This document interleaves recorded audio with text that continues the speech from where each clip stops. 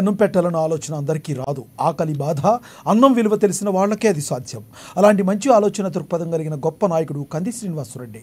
3 ఏళ్ల క్రితం ఆదిలాబాద్ గడ్డపై నిత్యాన్నదాన కార్యక్రమానికి శ్రీకారం చుట్టి దాన్ని నిర్విఘ్నంగా కొనసాగిస్తున్నారు.